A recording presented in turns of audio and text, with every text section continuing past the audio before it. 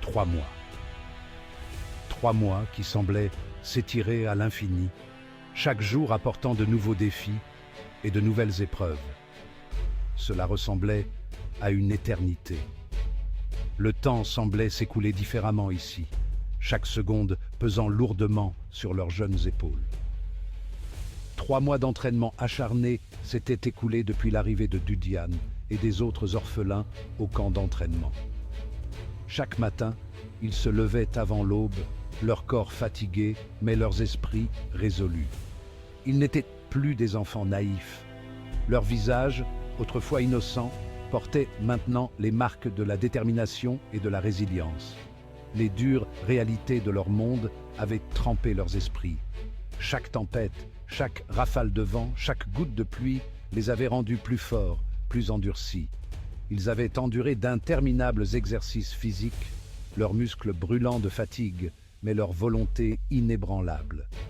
Appris à manier les armes, chaque coup de poing, chaque tir à l'arc, chaque mouvement de l'épée les rapprochant un peu plus de la maîtrise, et avaient été endurcis par la nature sauvage, impitoyable. Les nuits passées sous les étoiles, les jours passés à naviguer dans des forêts denses, tout cela faisait partie de leur formation. La nature sauvage n'offrait aucun réconfort. Chaque recoin cachait un danger potentiel, chaque ombre une menace.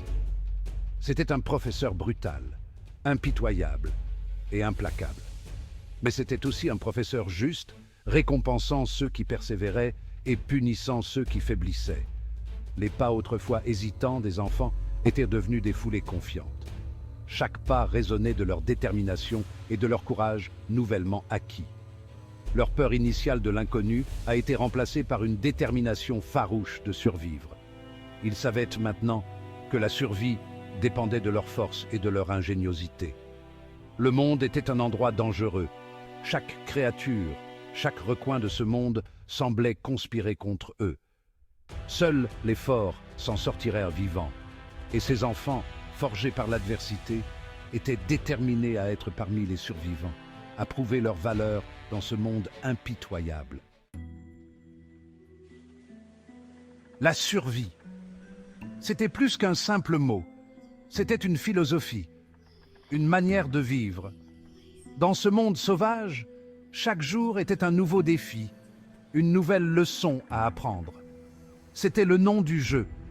Les jeunes, armés de leur courage et de leur détermination, se lançaient dans cette aventure avec un seul objectif en tête, survivre. Ils savaient que chaque pas qu'ils faisaient les rapprochait de la maîtrise de cet environnement impitoyable. Le programme d'entraînement a été conçu pour pousser les jeunes recrues à leurs limites absolues. Chaque exercice, chaque tâche était une épreuve de leur endurance physique et mentale.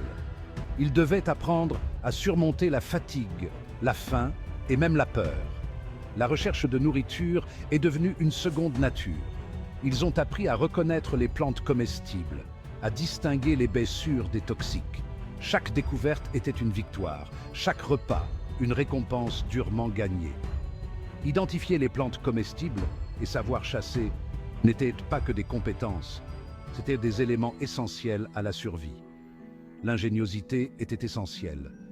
Ils ont fabriqué des armes rudimentaires, des pièges ingénieux, utilisant tout ce que la nature leur offrait. Ils ont appris à se débrouiller avec le peu qu'ils pouvaient de récupérer. Chaque morceau de bois, chaque pierre pouvait devenir un outil précieux. Le feu, allumé avec soin, était leur allié contre le froid et les prédateurs nocturnes. L'abri pouvait être une bûche tombée, une grotte peu profonde, tout ce qui offrait une once de protection contre les éléments. Ils ont appris à construire des refuges avec ce qu'ils trouvaient, à se protéger des tempêtes et des pluies torrentielles. La nature sauvage était leur professeur et elle exigeait le respect. Chaque arbre, chaque rivière, chaque créature avait une leçon à enseigner. Ils ont appris à écouter, à observer, à comprendre les signes de la nature. Dans ce monde impitoyable, le respect de la nature était la clé de leur survie. L'entraînement n'a pas été sans difficulté. La faim leur rongeait l'estomac, un rappel constant de la rareté de la nourriture. l'épuisement pesait lourdement sur leur corps. Chaque jour était une bataille contre les éléments, contre leurs propres limites. Malgré les difficultés, un étrange sentiment de camaraderie a commencé à se développer. Ils étaient des compétiteurs, oui, mais ils étaient aussi dans ce combat pour la survie ensemble. Ils ont appris à compter les uns sur les autres, à partager le fardeau de leurs difficultés. Et puis il y avait Tobu. Tobu n'était pas un homme ordinaire. Il était connu pour sa force brute et son attitude impitoyable. Apprenti senior, Tobu était une force avec laquelle il fallait compter. Sa réputation le précédait et il inspirait la crainte chez ceux qui croisaient son chemin. Il était plus âgé, plus fort et semblait posséder une compréhension innée de la nature sauvage. Ses compétences en survie étaient inégalées et il semblait toujours savoir quoi faire dans les situations les plus désespérées. Tobu est devenu une épine constante dans le pied de Dudian, le défiant à chaque tournant. Leur rivalité était palpable et chaque rencontre entre eux était une bataille de volonté, le poussant à ses limites.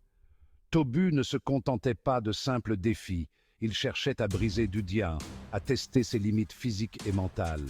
Tu crois que tu peux suivre, Dudian? Tu penses vraiment avoir ce qu'il faut pour me surpasser?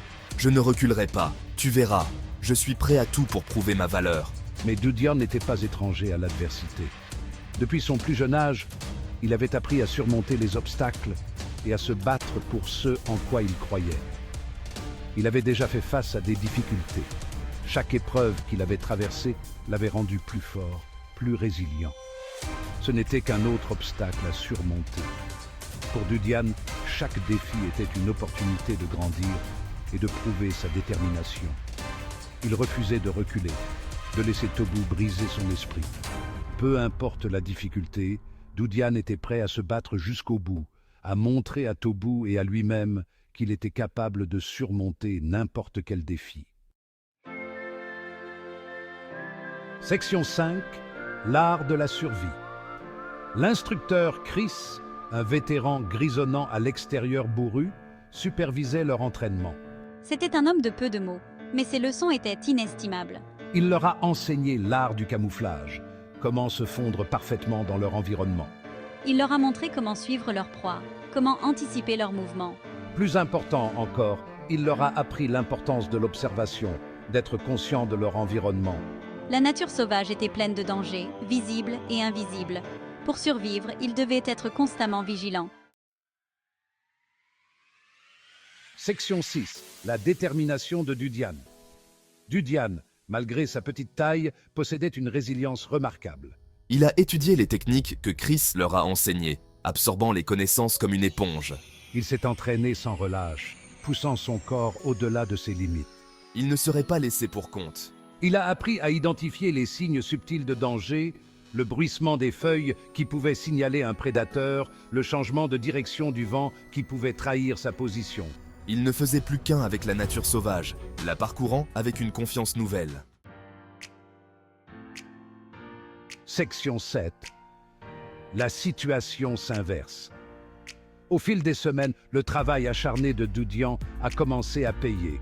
Son endurance a augmenté, lui permettant de suivre les autres. Ses compétences à l'épée se sont améliorées, ses mouvements sont devenus plus fluides, plus meurtriers. Il a commencé à exceller dans ses exercices d'entraînement, surpassant même certains des stagiaires plus âgés. Il s'est hissé dans le top 3 de leur groupe, aux grandes dames de Tobu. Section 8. L'importance du travail d'équipe. Mais Dudian n'a jamais oublié l'importance du travail d'équipe. Il a partagé ses connaissances avec les autres, les aidant à améliorer leurs compétences. Il savait que leur survie dépendait de leur capacité à travailler ensemble. La nature est une maîtresse dure. Elle n'accorde aucune importance à la force individuelle. Ce n'est qu'en comptant les uns sur les autres que nous pouvons espérer surmonter les défis qui nous attendent. Section 9. Une lueur d'espoir. Un soir, alors que le soleil entamait sa descente, projetant de longues ombres sur le terrain d'entraînement, Tobu fit une annonce. Un silence est tombé sur le groupe alors qu'il parlait. L'épreuve finale est imminente. Une vague d'anticipation, mêlée à une bonne dose de peur, parcourut les stagiaires. C'était ça, l'aboutissement de mois d'entraînement acharné. Ce test allait déterminer leur sort. Section 10. L'épreuve finale. Les détails du test étaient entourés de secrets, connus uniquement de l'instructeur Chris et du conseil. Mais une chose était claire, seuls les plus forts, les plus ingénieux survivraient. L'air crépitait de tension. Le sort des stagiaires était en jeu, leur avenir incertain. L'épreuve finale les attendait.